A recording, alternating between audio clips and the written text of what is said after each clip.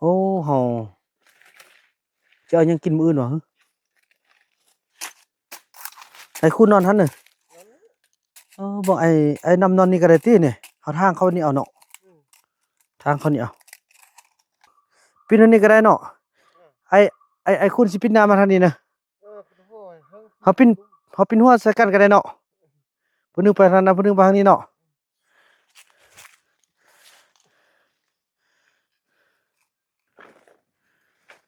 โอ้สั่นพี่น้องนอนคดเนาะ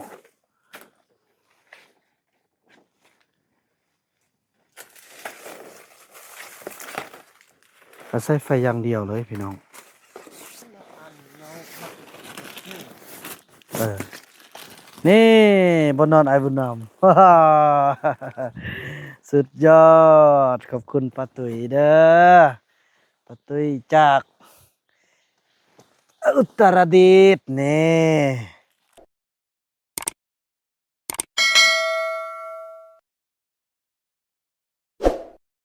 นอนนี่ ไอ้คุณนอนนี่บ่อีคิงนอนฮั่นเอาบนเก่าเพิ่นเนาะอันนี้บะอันมันรุ่นนอนเอาสบายดีท่านผู้ชมเนาะถือว่าต่อจากคลิป EP ที่แล้วถือว่าเราได้เดินทางมาหมดมื้อพี่น้องเอ้ยก็ถือว่าบ่ฮอดเทื่อนี่ตอนนี้ก็5 โมงยังแล้วแหละพี่น้องเนาะซิ่งไป27ละอันนี้ก็คือเราไปที่เช้าเออพี่น้องพอต้องเรื่องเฮาโอ้เฮาจะเอายังกินมื้ออื่นวะฮึบ่คือว่าอยู่เทิงผู้เลยพี่น้องบ่มีอันหาอยู่หากินโอ้มีแต่ตัดกกตาวมักปีสิเนาะก็แบกอายเราชอบหยดบุญนี่หยดบุญน่ะหยดบุญน้อมเอาก็อึดบุญเบิ่งไอ้บุญนำสินอนซะบ่ฮึสิคืนน่ะเอาจังว่าน อนเบิ่งนี่เอาบ่นี่เนาะแป้งบ่นี่เอาเนาะแต่นั่นหันก็ได้นอนหันอินดูนหันก็ได้บ่นี่นะอืมนอนให้นอนนี่อายกินนาวบ่บ่ไอ้มีอันนั้นละอืมมีอันพอมีอู้บ่มีผ้าห่มหรือว่านอนทางในเห็นบ่ฮึ อันมีอู้แห่มัดอันนี้แล้วก็มัดหันแล้วก็นอนเทิงสอืบายมพี่น้องเอ้ยมาสัมผัสภาพบรรยากาศกับพี่น้องพอต้องเลือกตัวจริงหรือว่าเผ่าป่าหรือว่ามนุษย์ป่าเนาะเฮ็ดจั่งใดเนาะเบิ่งทางนี้มันเส้นทางเลยทางนี้เนาะก็สิมันแปลงแบบนี้นี่แหละพี่น้องเอ้ยนอนเทิงหันนอนเนี้ยนะเออไอ้คุณดังไฟแม่นบ่ไฟ สินอนนี่แหละพี่น้องนอนใกล้ๆกันนี่แหละเอาผ้าอนามัยนี่เนาะไอ้นู่นนอนนี่เห็นบ่ไอ้คุณนอนนี่เห็นบ่นอนนี้อืมนางไฟดึกหน้าโอ้บ่มีผ้าห่มบ่ได้เอามาลืมเน้อเออเบิ่งอนามัยตามนี้ก็ได้แล้วพี่น้องเอ้ยบ่สิอนามัยก่อนโอ้สัมผัสชีวิตอยู่ในป่าอีหลีพี่น้องเอ้ยแบบตัวจริงเลยมื้อนี้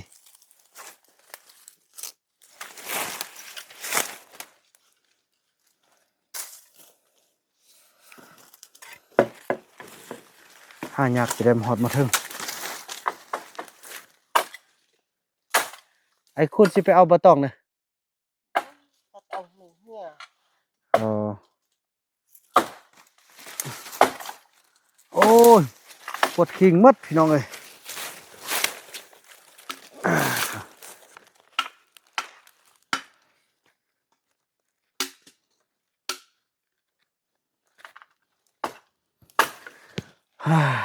โถมานี่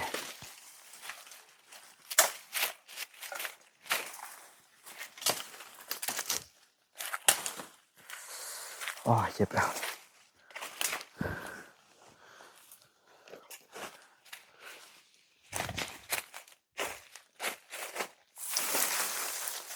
แบบนี้ก็ได้อันนั้นเนาะเจ็บแล้วพี่น้องเอ้ยเจ็บแล้ว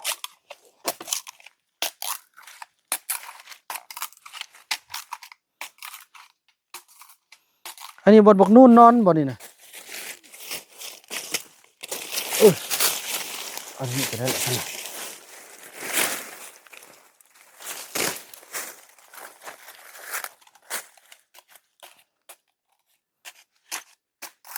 ไอ้คุณนอนท่านหนึ่ง นอนนี่ บอกไอ้น้ำนอนนี่ก็ได้ที่เนี่ยเขาทางเขานี่เอาเนาะ อืม ทางเขานี่เอาทางก็ได้เนาะไอ้คุณนอนนะไอ้น้ำนอนนี่เนาะ อืม เพราะนี่มันเส้นทางของการนอนป่านี่เราจะอัดเส้นทางเลยพี่น้องเอ้ยเพอเส้นทางเที่ยวเนาะเออ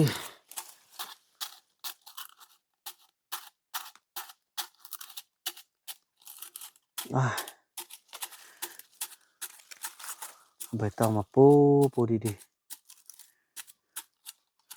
ให้คุณดังไฟ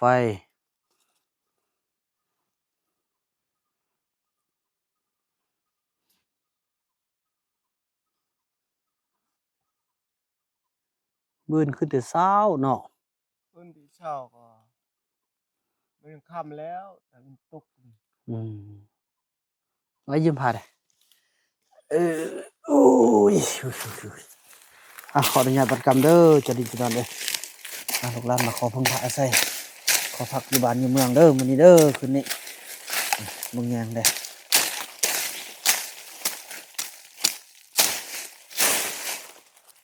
ผมเจ็บจะรอผมค่อยเสด็จหนีเด้อผิดพลาดประการใดขอโทษขออภัยอย่าถือผิดถือแม่นเด้อ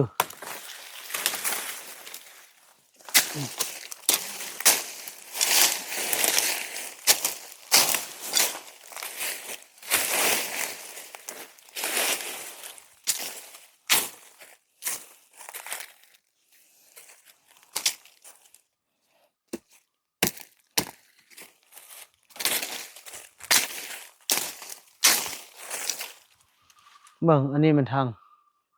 เขานอนปีนหัวทางใดทางปีนอันนี้ก็ได้เนาะไอ้ไอ้คุณสิปีนหน้ามาทางนี้นะเป็นหัวเฮิง เขาปีนหัวใส่กันก็ได้เนาะผู้หนึงไปทางนั้นผู้หนึงไปทางนี้เนาะ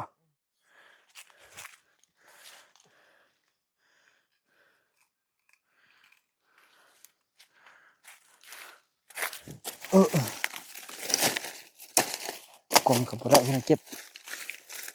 ทิ้ง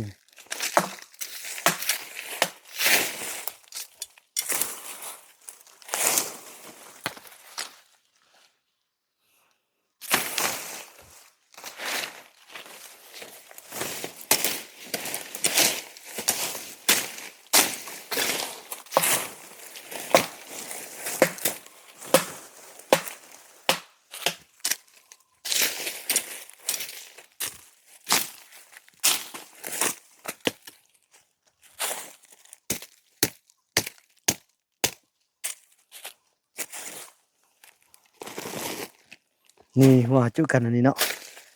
ได้บ่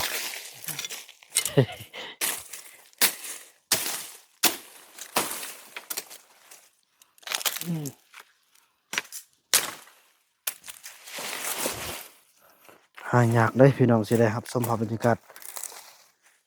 พิธีเผาทองเหลือง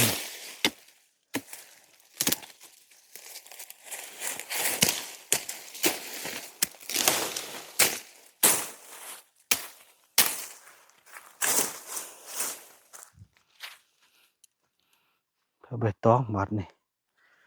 ต้องมา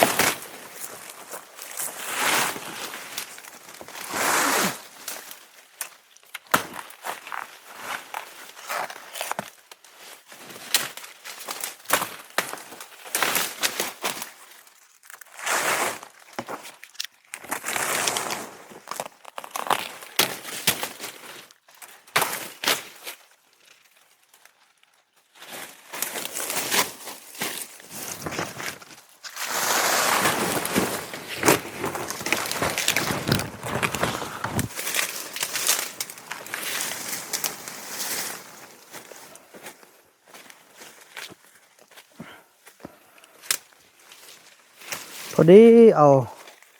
ที่นอนที่แม่ตุ้ยเนาะเราปาตุ้ยให้พี่น้องเอ้ยเอาปูนอน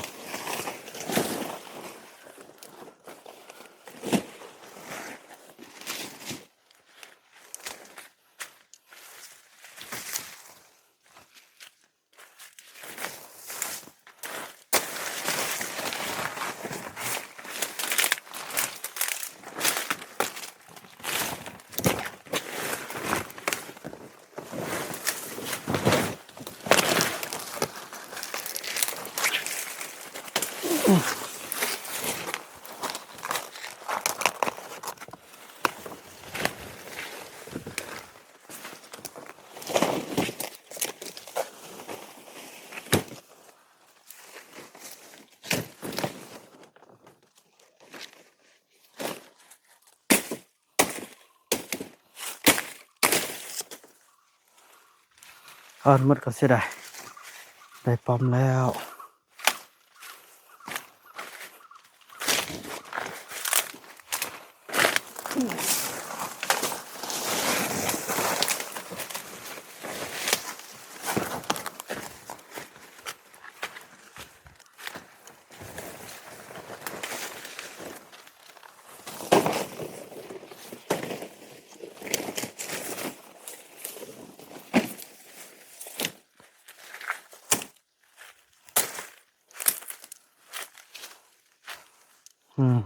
เอาเรียบร้อยแล้วไอ้น้องจะเอาน้องก็มาปูกันนะ เบานำสำเร็จละอย่าทาเบิ่งบอลของไอคูนนะพี่น้องเด้อมันจะเฮ็ดแบบใดให้เบานำมาที่นอนบนเก่าเขาเจ้าสวัสดิ์เปียกนั่นนี่แหละเลอะเทอะนั่นนี่แหละพี่น้องเอ้ยก็เลยบ่มีความสามารถเนาะนี่ตัดไปตองมาแล้วอืมติดไฟละ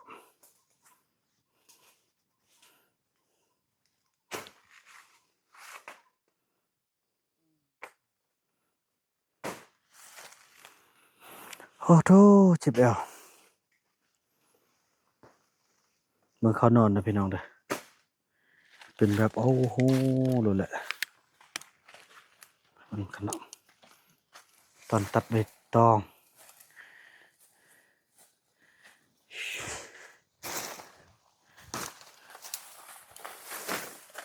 อืม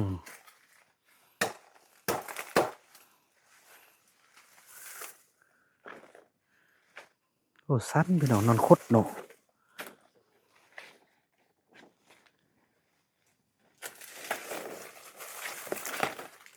ก็ใช้ไฟอย่างเดียวเลยพี่น้อง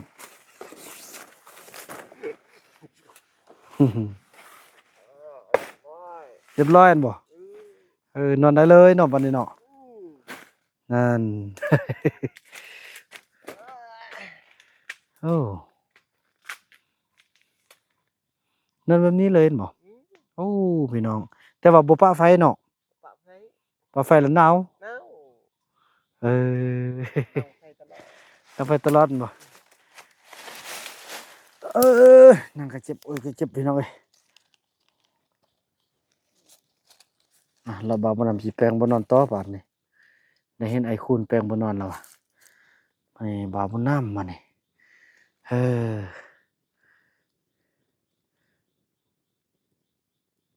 เป็นภาพที่หาเบิ่งได้ยากเด้อพี่น้อง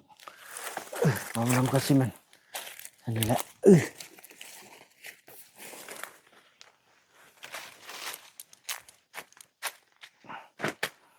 ืมเอ้ยขอบคุณเด้อทางป้าตุ้ยเนาะที่ได้มอบสุดนอนให้บ่าวผู้นำพี่น้อยโอ้มื้อนี้บ่ได้อาบน้ำแล้วมื้อนี้เนาะบ่ได้อาบน้ำเด้มันบ่ฮอดเทื่อบ่ฮอดบ่ได้อาบน้ำพี่น้อยแต่มันเนาะอดเอาเนาะมื้ออื่นก็เนาะ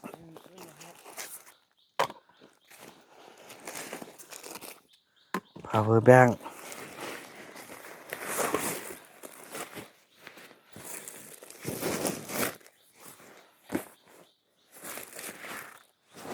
กาแฟต้มเลยบ่ไว้น้ำนองแล้วก็เนาะนี่อาจจะไปล้างหน้าซีแคลก่อน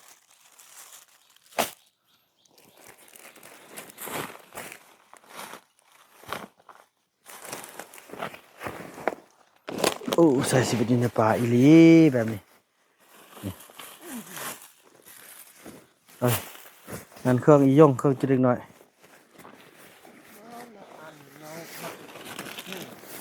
เออนี่บนนอนไอ้บุญนำฮ่าฮ่าสุดยอดขอบคุณป้าตุ๋ยเด้อป้าตุ๋ยจากอุตรดิตถ์นี่สุดยอดสุดยอดอืมสบายก่อนเนาะเขาเนาเลยเนาะ สุดยอดสุดยอดอ่าตัวนอนก็สิแม่นแต่เอาแก้เสื้อนี่ออกไปล้างคิงล้างหน้าล้างตาล้างคิงตัวเก่านี่ถอดออกหมดเนาะนุ่งแต่กางเกงในซุบเข้าฮีทปกเรียบร้อยพี่น้องเอ้ยเอ้ยนี่โอเค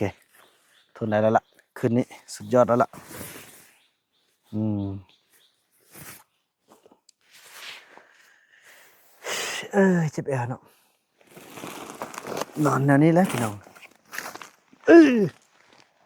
อ้าวอันนั้นโอ้มาขอดอกบ่ ดอกแล้ว ดอกแล้วเนาะอยากค่ำก่อนเอาจะกินข้าวเนาะอืม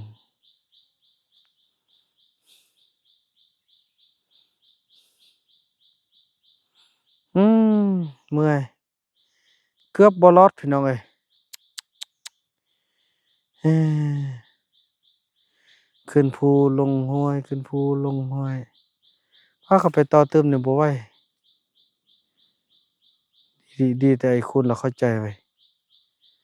สันนี่ตายค่าปั่นนี่เจ็ดแนวใดอินเทอร์เน็ตอิหยังทุกอย่างบ่มีเลยอะ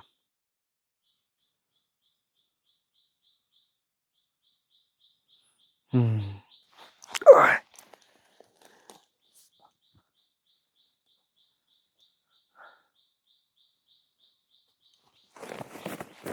โอ้ยเตรียมตัวอาบน้ำแต่เว้นก่อนล้างหน้าอาบบ่ได้น้ำพอแต่หางลิ้นน้อยก็สิลงไปอาบน้ำลุ่มสะว่าไกลพุ่นเนาะ ไอ้โอ้ลุง อืมนั่นแหละพี่น้องเอ้ยอ่าเบิ่นค่อยว่ากันบ่นอนเฮ้ยไอ้คูณพี่น้องเอ้ย ติดตามเบิ่งกันแต่ละระยะเด้อสุดยอดนอนแบบนี้เลยแม่นบ่นั่นบ่ย้านไฟไหม้เนี่ยบ่ไหวแหละ คันว่า กลางคืนไฟมอดเฮ็ดจั่งใดลุกมาดังลุกมาดังตลอดเอ้อน้อแนวนี้เด้พี่น้องเอ้ยอืมนะโอ้ยบ่าวนำก็ดีใจแล้วที่ว่าได้ที่นอนของป้าตุ้ยมอบให้สุดยอดมากเลยขอบคุณหลายๆเด้อนี่โอ้หลับแบบนี้เลยเนาะพี่น้องเอ้ย จะได้ขอลำลากันไปเพียงส่ำนี้ก่อนเนาะสำหรับมื้อนี้เบิ่งมีการเคลื่อนไหวอิหยังต่างๆอยู่ตอนค่ำก็จะได้เอาเก็บภาพมาไว้ให้ทุกคนได้เบิ่งนำกันพี่น้องเอ้ยอ่าคลิปนี้บ่าวบ่าวน้ำขออนุญาตจบคลิปกันเพียงส่ำนี้ก่อนแล้วก็ว่ากันใหม่ในคลิปต่อไปเนาะคลิปนี้บ่าวบ่าวนำขอกล่าวคำว่าสบายดี